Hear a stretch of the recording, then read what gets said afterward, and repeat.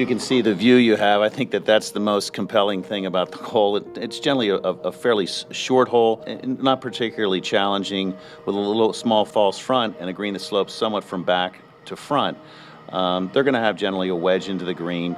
Again, like many things on our course, it's going to be the greens that are going to make the difference. All in all, a drive placed in the fairway is going to leave an opportunity for birdie on the first hole. I think a generous starting hole and a gentle way to start a round of golf with a great view.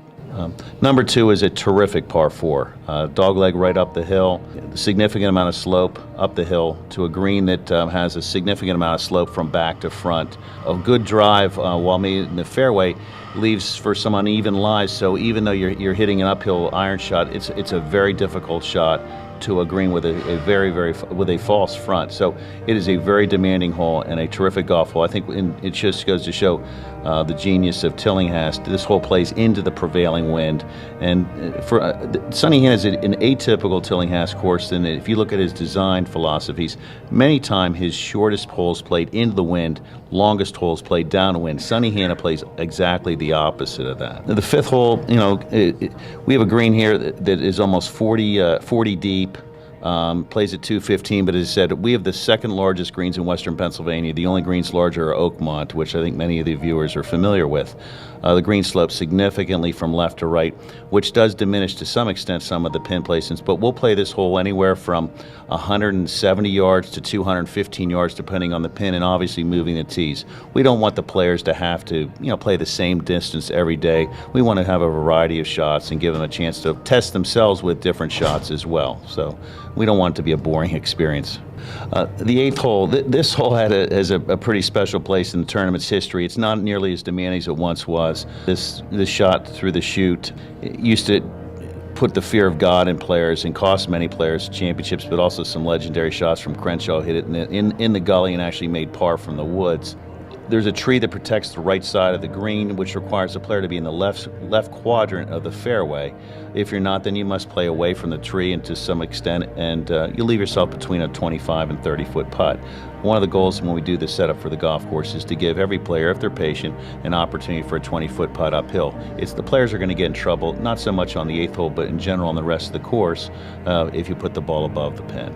Number 6, again, somewhat like number 2, but not as much slope. Again, trouble on the right-hand side. The hole plays back into a prevailing wind with a green that slopes significantly from back to front. Again, we play back into the prevailing wind. It's all about where you locate the ball on the green. Again, it's almost 40, I think it's 42 deep. So you have a significant amount of variety in terms of distances because of the nature of the green itself and the amount of slope. Pin placements can anywhere be in the front right, which is very difficult, to the back left, which is just very hard for these guys to get at. The greens are the chief defense of the golf course. 15th hole is about a 610-yard par 5, that goes from right to left. Originally it was a double dog leg, and I think the goal here is to eventually return this. The second shot, it plays again back into the wind. The key thing here is a poorly placed drive may bring into a cross bunker into play that intersects the fairway, depending on from the right to left, by it's almost a 35 or 40-yard cross bunker. The green slopes again from right to left. Balls that do get over the cross bunker will leave open approach shot, but again, as I said, the green slopes significantly from right to left. Balls left above the hole will leave a putt it moves significantly from left to right. Pin balls that are on the right side of the green move either left to right or right to left. But again, the key thing here is you're generally going to get putts that aren't straight but have break. And I think it's a lot of players aren't, you keep trying to make putts that have to play right edge, left edge. It wears guys out. It's not easier. The green is fast, but it's the amount of break that makes the real big difference for these guys with shorter putts. The 16th green, one thing great about our course is that the par 3s, there's a variety of lengths and distances and also angles.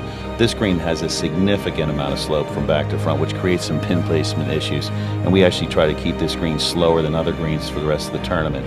The front half of the green we try to avoid just because of the amount of slope.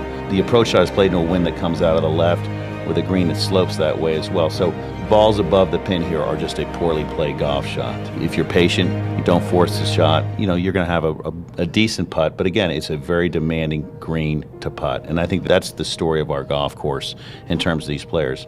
patience, and putting in the right position on the greens. 17, fairway that slopes significantly from right to left, and the green that slopes significantly from right to left.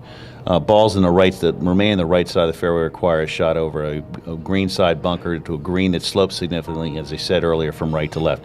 The key thing here is making sure the ball ends up in the left side of the fairway. The left rough here is very, very penal. Shots can be played short of the green and rolled up, but as I said, there is a significant amount of slope which many of the viewers can't appreciate from the angles that they see.